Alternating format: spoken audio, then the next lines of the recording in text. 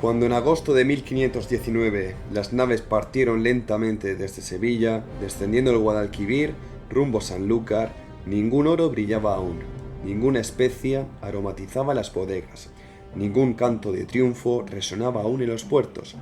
Solo el silencio del río, la expectación tensa y el crujir de la madera. Pero tras esos mástiles ondeaban no solo banderas castellanas, sino millones de maravedís. Y tras ellos los sueños más ambiciosos de un mundo que estaba a punto de saberse redondo. Finalmente, el 20 de septiembre de 1519, las 5 naves izaron velas desde Sanlúcar de Barrameda, aprovechando la marea favorable. El sol iluminaba los mástiles mientras los rezos, las despedidas y el crujir de los cascos marcaban el inicio de una empresa que ninguno de los presentes podía aún imaginar en toda su magnitud. Casi ninguno de los tripulantes había hecho juntos una travesía tan larga, y ninguno, absolutamente ninguno, podía imaginar que de todos ellos solo 18 volverían. Entre esos 18 estaría Juan Sebastián Elcano, pero eso aún estaba muy lejos. En aquel momento era solo un maestre más, con sus propios fantasmas, ajustando cabos en la Concepción, mientras el sol ardía sobre las velas de los navíos. Al fondo, el Atlántico se abría como una promesa y como un abismo. El mundo no los esperaba. Ellos, sin saberlo, iban a darle la vuelta. Tras partir de Sanlúcar de Barrameda, las 5 naves de Magallanes comenzaron a surcar las aguas del Atlántico con rumbo sur. Hicieron escala en Tenerife y continuaron pasando frente a las costas de Cabo Verde y desde allí frente a las de Sierra Leona, donde se enfrentaron a las lluvias constantes y cielos encapotados que parecían no despejar nunca. Las condiciones eran duras y la moral se mantenía con dificultad. Algunos tiburones siguieron la estela de los barcos durante días. Los marineros arponearon varios de ellos con curiosidad más que con hambre, pero a excepción de algunos ejemplares pequeños, descubrieron que su carne no era precisamente un manjar. El viaje avanzaba, y con él los signos del asombro se acumulaban. Varios marineros aseguraron haber visto los fuegos de San Telmo, pequeñas lenguas de fuego azuladas danzando sobre los mástiles durante las noches de tormenta. Este fenómeno atmosférico es provocado por la ionización del aire dentro del fuerte campo eléctrico que originan las tormentas eléctricas. En otras ocasiones se decía que se parecía al cuerpo del propio santo, o aves que no tenían cola, o incluso peces voladores que surgían en bandadas desde el mar, como si el océano estuviera vivo y tuviera humor. El mar era un espectáculo en sí mismo, y cada criatura, cada fenómeno, era interpretado como presagio o señal divina. Fue durante la travesía por el Atlántico cuando surgieron las primeras tensiones entre la tripulación.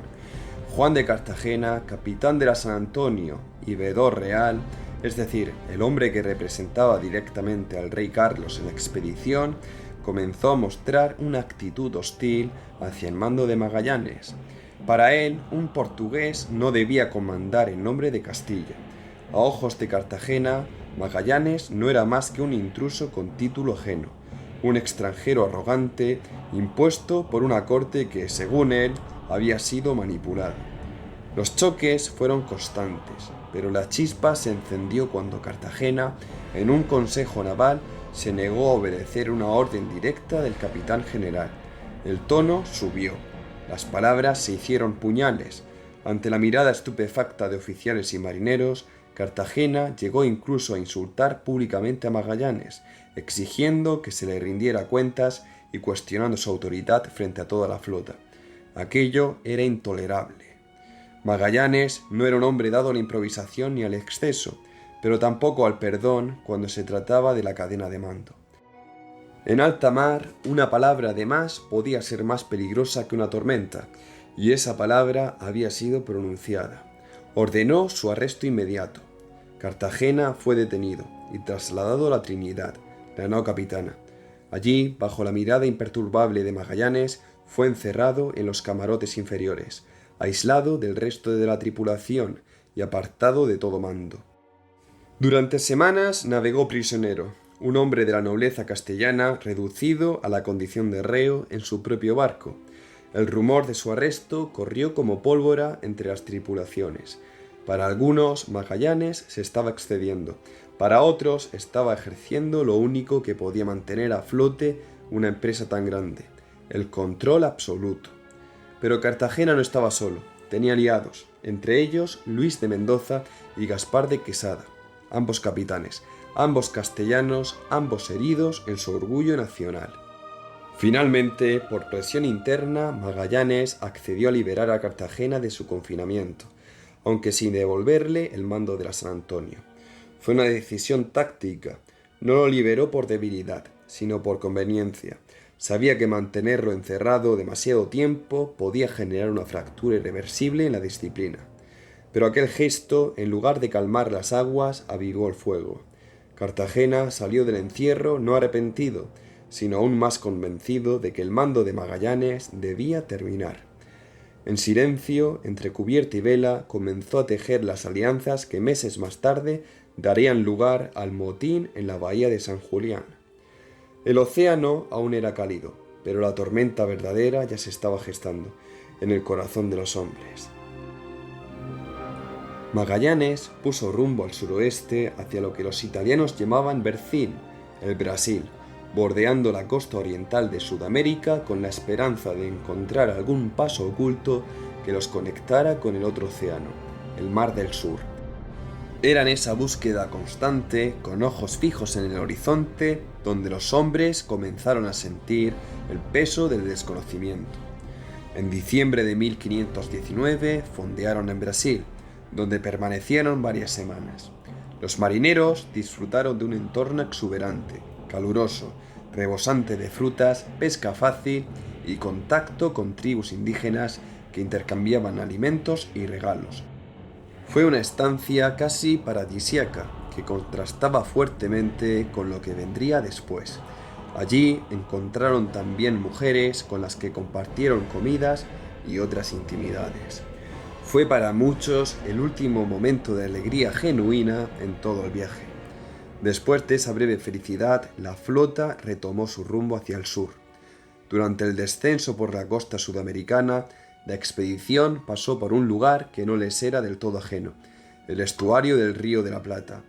Años antes, en 1516, Juan Díaz de Solís había llegado hasta allí, convirtiéndose en el primer europeo en alcanzar aquellas latitudes. Fue la expedición más austral hasta la fecha, pero Solís encontró allí la muerte, atacado por los nativos guaraníes. Aquel recuerdo aún resonaba en la mente de los veteranos, y el ambiente en la flota oscilaba entre la fascinación y el temor. Magallanes reconoció el estuario, lo exploraron con la esperanza de que fuera el paso al otro océano, pero pronto comprendieron que era simplemente la desembocadura de un gran río.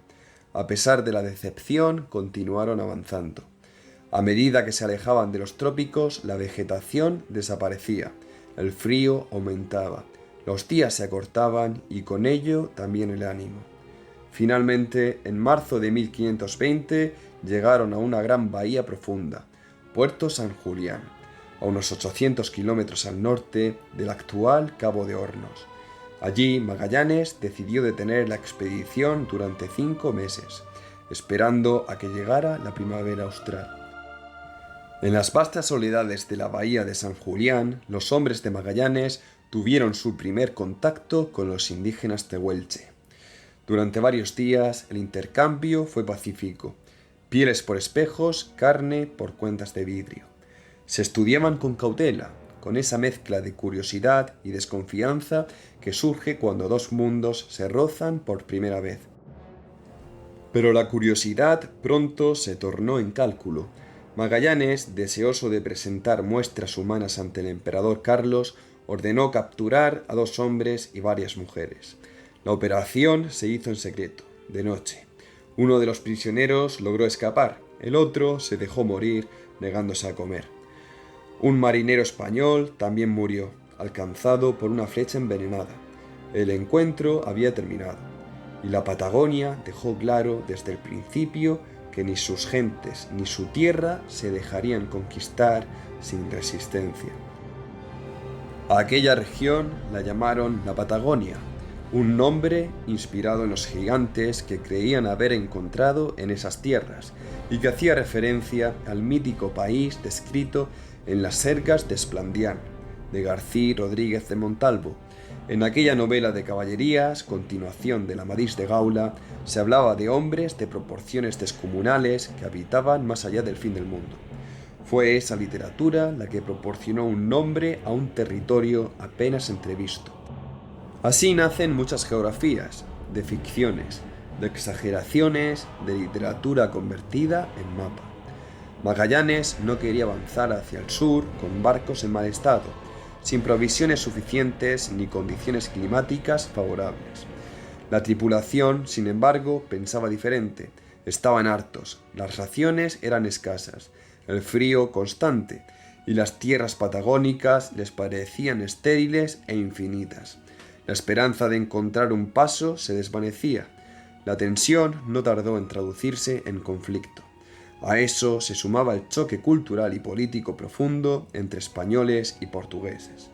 Para los castellanos, entre ellos el propio Elcano, resultaba extraño oír a un portugués, Magallanes, hablar en nombre del rey. Aquel hombre extranjero, autoritario, cerrado, le resultaba cada vez más difícil de aceptar como jefe. La chispa que encendió la mecha fue un detalle aparentemente trivial, un altercado sobre cómo debía saludarse a Magallanes, si con reverencia o no, y en qué forma.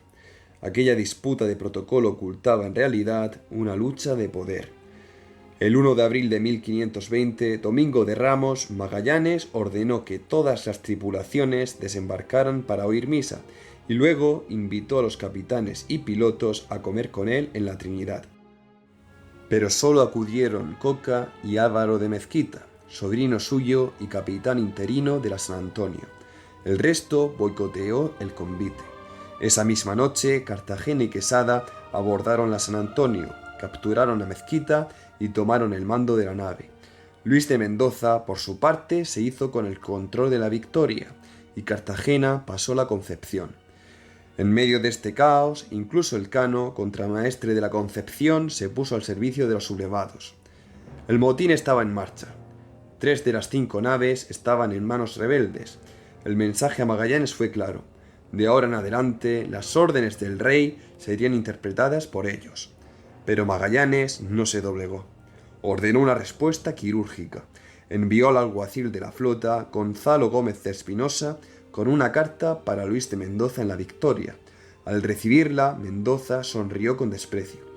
Gómez de Espinosa lo apuñaló en la garganta, y otro marinero lo remató de una estocada en el costado. La Victoria fue recuperada. Luego, Magallanes cañoneó a la San Antonio, la dejó sin maniobrabilidad y la abordó. Elcano, Coca y Quesada fueron hechos prisioneros. Cartagena, viendo su situación insostenible, entregó sin resistencia la Concepción. El motín había terminado. El cuerpo de Mendoza fue descuartizado y enviado a tierra como advertencia. Quesada fue ejecutado y su cuerpo también hecho pedazos. Finalmente, Cartagena fue abandonado en la costa patagónica junto al clérigo Pedro Sánchez de la Reina. Elcano, Coca y otros 40 implicados fueron perdonados, aunque las heridas del motín tardarían en cicatrizar. Y así, bajo un frío feroz, con 4 barcos, con la tripulación dividida entre lealtad y temor, y tras haberse enfrentado no a una tormenta, sino a un motín interno, Magallanes mantuvo su rumbo. Había perdido tiempo, hombres, moral, pero no la convicción. El estrecho, si existía, no podía estar lejos. Tras sobrevivir al largo y cruel invierno en la bahía de San Julián, donde las tensiones estallaron en forma de motín, la expedición quedó reducida a 4 naves: la Trinidad, la Victoria, la Concepción y la San Antonio. La Santiago, la nave más pequeña, se había perdido meses antes, encallada en la costa durante una misión de reconocimiento. Ahora, con menos hombres y menos medios, Magallanes tenía que enfrentarse al mayor desafío: encontrar el paso que conectara los 2 océanos. Fue el 21 de octubre de 1520 cuando la flota llegó frente a un cabo rocoso y blanco por la nieve, al que bautizaron como Cabo de las 11.000 Vírgenes. en honor al calendario litúrgico del día. Desde allí, la costa se abría en una profunda hendidura. La pregunta era la de siempre. ¿Era otra bahía sin salida, otro callejón geográfico como tantos otros, o era por fin el tan buscado paso interoceánico? Para comprobarlo, Magallanes ordenó que dos de las naves, la San Antonio y la Concepción, avanzaran en misión de exploración por esa boca de mar.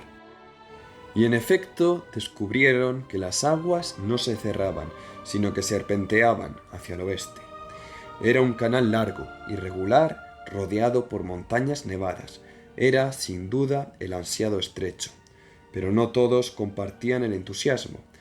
Esteban Gómez, piloto de la San Antonio y castellano receloso del liderazgo portugués de Magallanes, consideró que la expedición ya había cumplido su objetivo.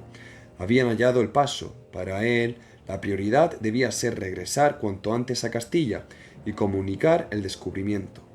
Magallanes, por el contrario, opinaba que el hallazgo no significaba nada sin llegar a las Islas de las Especias.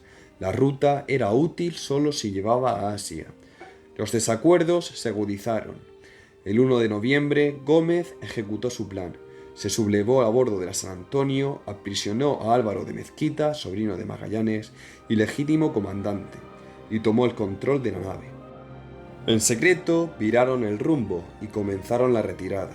Abandonaron la expedición desde dentro del propio estrecho, aprovechando una bifurcación del canal. La San Antonio, el barco más grande, el mejor aprovisionado y con el mayor conocimiento náutico, desertaba, dejando al resto de la flota en situación crítica. Durante su retorno volvió por Juan de Cartagena y Pedro Sánchez de la Reina, pero no encontró ni rastro de ellos. Gómez navegó hacia el este y, según algunos relatos, avistaron las Islas Malvinas, aunque el hecho no quedó registrado oficialmente. Finalmente bordeó la costa africana y regresó por la ruta de Guinea.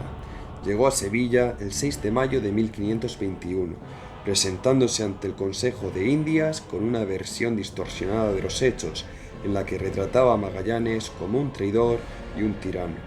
La justicia no lo castigó. La pérdida de la San Antonio fue un golpe demoledor para Magallanes, no solo por los suministros, sino porque dejaba clara la fragilidad del liderazgo. De las 5 naves que habían zarpado, ahora solo 3 seguían en la expedición: la Trinidad, la Victoria y la Concepción, y sin embargo continuaron. Tras adentrarse al fin las 3 naves supervivientes en aquella gran entrada del continente, no lo sabían aún, pero estaban iniciando una de las navegaciones más desafiantes de la historia. Era octubre de 1520. La vegetación había desaparecido casi por completo. El cielo era bajo, el viento cortante. Lo que parecía a simple vista una bahía, pronto reveló su verdadera naturaleza: un paso oculto entre montañas que zigzagueaba durante cientos de kilómetros, lleno de curvas, recovecos y peligros invisibles bajo la superficie del agua. Magallanes no titubeó, insistió en continuar, quizá por información obtenida en Lisboa, quizá por intuición marinera o simplemente por fe en su destino. Avanzaron en fila, una nave tras otra, internándose más y más en un canal que no terminaba nunca. Las aguas del estrecho eran traicioneras, oscuras, heladas, impredecibles. Las mareas se alzaban con fuerza en direcciones contrarias, como si el mar se negara a ser atravesado. En las orillas, los acantilados se levantaban con arrogancia. A ambos lados, cordilleras nevadas parecían vigilar el paso de aquellos intrusos, observándolos desde las alturas con silenciosa hostilidad. Pigafetta, el cronista veneciano que viajaba en la Trinidad, escribió que el estrecho tenía 110 leguas de largo, lo que equivalía a unos 550 kilómetros de navegación tortuosa. Era un laberinto líquido, un pasaje de piedra, hielo y viento. Durante días, las naves avanzaban entre canales estrechos, sin saber si el camino conducía a un mar abierto o a una trampa mortal. Cada curva escondía la posibilidad del fracaso, cada fondeo era provisional, cada decisión podía costar vidas. Y entonces ocurrió algo que añadiría un nombre eterno a los mapas del mundo. Mientras avanzaban lentamente por el estrecho, los vigías divisaron luces danzando en la lejanía, al otro lado del canal, sobre la costa opuesta. Eran pequeñas hogueras, fuegos encendidos por pueblos indígenas que habitaban aquellas tierras australes. Nunca los vieron de cerca, pero sus señales eran claras. Aquellas tierras, aún más meridionales que de donde se hallaban, fueron llamadas por los marineros Tierra del Fuego. No por su temperatura, que era gélida, sino por las llamas que parecían brotar de la tierra misma, como un aviso o una advertencia. Aquel nombre perduraría para siempre, grabado en las cartas náuticas y en la memoria del viaje. El paso fue bautizado como el Estrecho de Todos los Santos, porque se había empezado a navegar formalmente en los días cercanos al 1 de noviembre, festividad de Todos los Santos. Más tarde, con justicia histórica, tomaría el nombre de su descubridor, Estrecho de Magallanes. Durante toda la travesía, los marineros se enfrentaron no solo al mar, sino a su propio miedo. En aquellas aguas gélidas, el viento soplaba con violencia desde direcciones cruzadas, empujando las naves contra escollos invisibles. Los timoneles apenas podían controlar la dirección. Los canales se bifurcaban y a menudo desembocaban en callejones sin salida. Era como navegar por una garganta de piedra. La niebla, espesa, impedía ver más allá de unos metros. El mar rompía contra las rocas con un sonido seco, como de tambor de guerra. Las olas no eran altas, pero sí agresivas, nerviosas, cargadas de corriente. Muchas veces creían haber alcanzado el final, y solo encontraban más pasajes oscuros. Y sin embargo, Magallanes nunca dudó.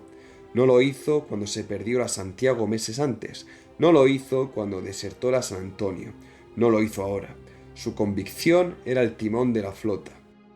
Finalmente, después de más de un mes de navegación entre montañas y escollos, al doblar el último cabo, al que llamaron Cabo Deseado, con la emoción contenida en ese nombre, apareció la calma.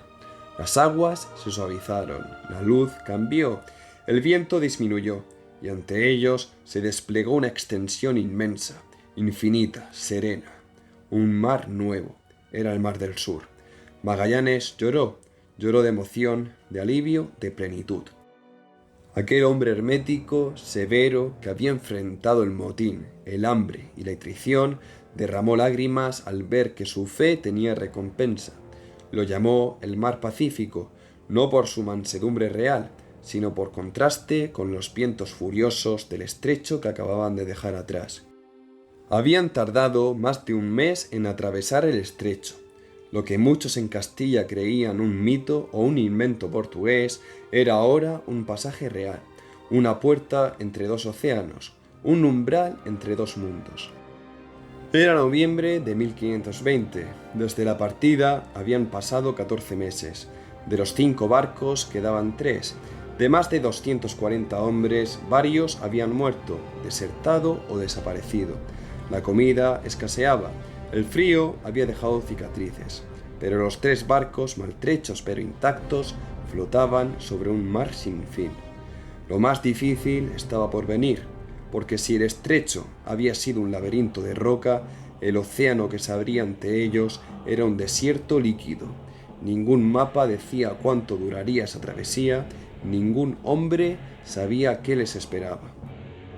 Pero Fernando de Magallanes, el marino de piernas cojas y convicciones férreas, acababa de demostrar que la tierra tenía paso, que América no era una muralla sino un puente, que el mundo podía ser circunnavegado. Y ya nada desde ese instante volvería a ser igual. Con este hito, el cruce del estrecho y la llegada al océano sin fin, se cerraba un capítulo de búsqueda y se abría otro de supervivencia y gloria. En el próximo episodio nos adentraremos en la etapa más exigente y sobrecogedora de esta epopeya, la Odisea por el Pacífico, el descubrimiento de nuevos territorios, la muerte de Magallanes en Filipinas y el relevo inesperado del mando. Será entonces cuando un hombre, Juan Sebastián Elcano, al frente de los últimos supervivientes, decida retar al horizonte y cerrar el círculo. Una travesía que contra toda lógica los llevará de regreso a casa, tras haber dado la vuelta completa al mundo. Una gesta irrepetible, escrita con sal, sangre y estrellas. Gracias por acompañarme en esta primera parte del viaje. Os espero en el próximo episodio.